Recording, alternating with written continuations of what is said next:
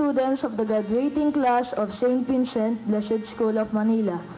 Thank you for this opportunity to speak to you as a whole. These days have passed by much too quickly.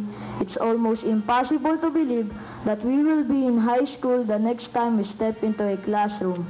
Before I begin, I would like to thank all the parents and guardians for putting up with me today.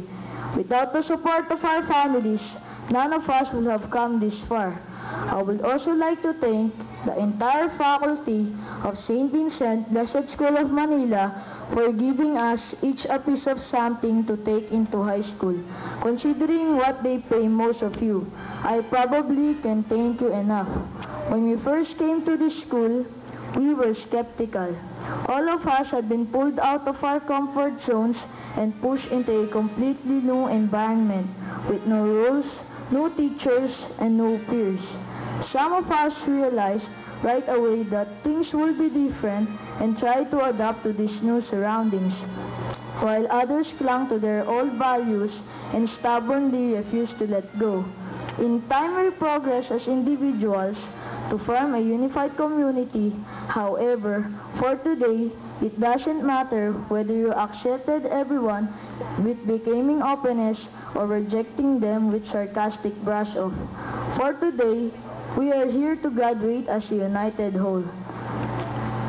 When we move on to high school, we will begin to grow differently, just like forest full of trees. Some of us will get taller, I hope. Some of us will stay together, and some of us will venture off in different directions. All will branch off in different ways: forward, backward, left, right, up, and down. We will all head in directions, every which way you can think of.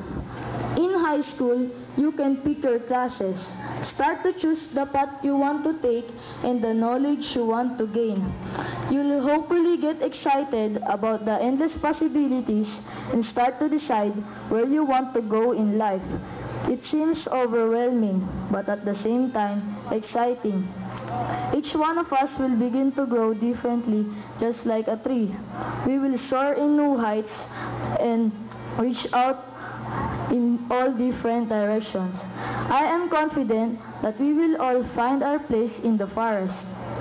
We are all good at something, and high school will help us find it. It is easy to find enough people to discourage you from shooting to the stars, so try not to discourage yourself.